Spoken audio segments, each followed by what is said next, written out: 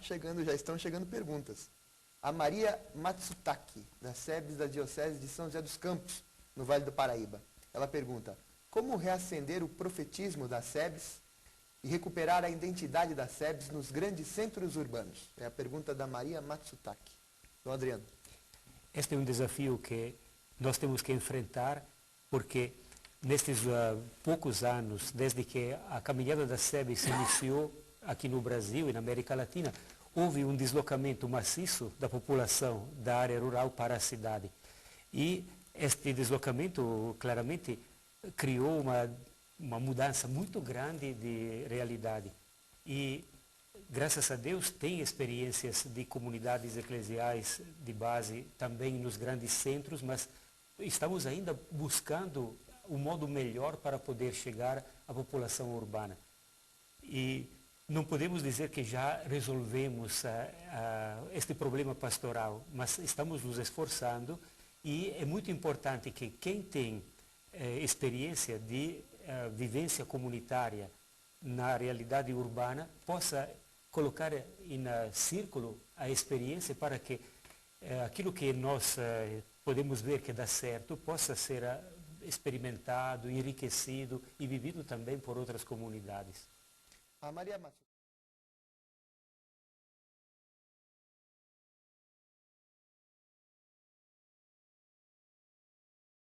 Federal, tema do programa Tribuna Independente de hoje, comunidades eclesiais de base.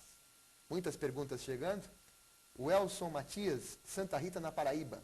O que fazer e como articular as comunidades, enquanto SEBS, nas paróquias e dioceses onde o padre e o bispo são explicitamente contra esse modelo de igreja? É a pergunta do Elson Matias. Elson, a respeito da sua pergunta, eu digo uma coisa.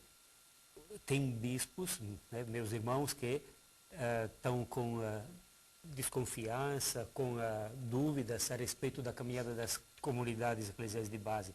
Mas totalmente contra, eu acredito que não tenha.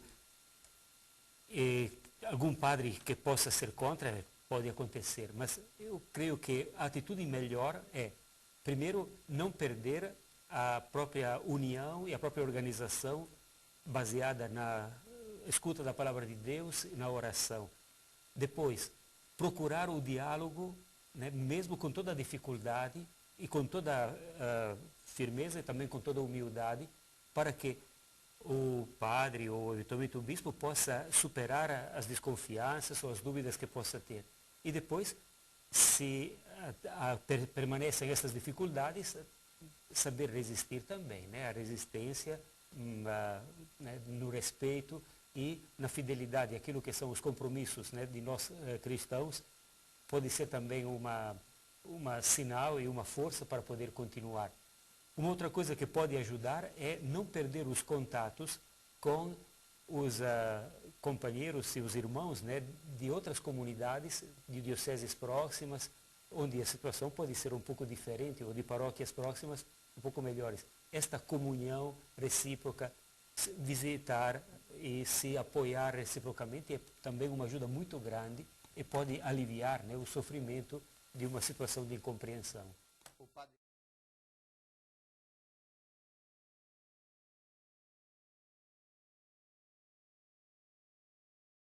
SEBS de Sorocaba, ele pergunta: como as SEBS devem se posicionar ainda quanto à ficha limpa? Na próxima terça, continuam as votações dos destaques que ainda tentam mudar pontos do texto. É a pergunta do Éder de Sorocaba. A Igreja do Brasil e com outras entidades assumiram, então, o abaixo-assinado em favor da ficha limpa. Quer dizer, para que as nossas eleições procurem ter candidatos que não estão comprometidos com o mundo da mentira, da corrupção, da falsidade. E hoje tem bastante no mundo político, infelizmente, e não devia ser assim, que estão dentro dessa situação de ambiguidade de vida. Então, esta ficha limpa é um esforço que a Igreja do Brasil fez, e foram 1,5 milhão de assinaturas, para que a Câmara de Deputados e do Senado pudessem aprovar uma lei para que todos os candidatos que têm alguma coisa pendente sejam eliminados, para escolhermos bons elementos para o mundo da política levar, então, a vida do nosso povo para frente. Fazer leis que dignificam a pessoa humana. E eu acho que as comunidades eclesiais, e não só as comunidades eclesiais de base, mas também movimentos, paróquias, associações, dioceses, fizeram um grande esforço para ajuntar e somar este abaixo-assinado. Foram mais de 1,5 milhão que foi apresentado, então, para pedir esta aprovação da lei. A primeira parte já foi. Agora parece que tem os destaques. E na próxima terça-feira esperamos que, então, os deputados possam ter clareza e aprovar de vez esta lei em favor das eleições limpas no nosso Brasil. Eu gostaria de acrescentar que aqueles que conhecem deputados, senadores e que têm um relacionamento próximo, que eles telefonem para esses seus amigos e mostrem a importância de votarem contra esses destaques, a aprovarem e reforçarem essa lei. Já tivemos a outra lei, como é que chamava? Aquela outra que quem comprava voto. Contra a corrupção eleitoral. Agora veio essa. São passos extremamente positivos para a purificação e a melhoria da política.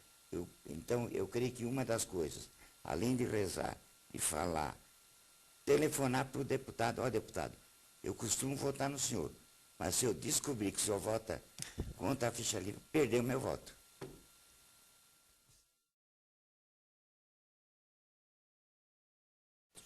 Emanuele Lima, de Santa Rita, na Paraíba.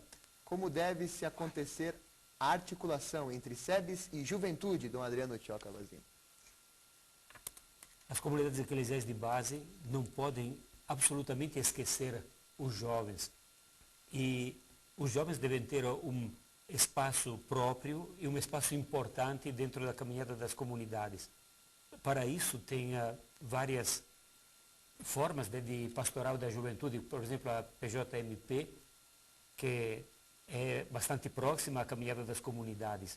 E depois, nas próprias comunidades, é importante que os jovens possam exercer alguma atividade, algum ministério, tanto dentro da comunidade, como também como expressão da comunidade dentro da sociedade civil e até na sociedade política.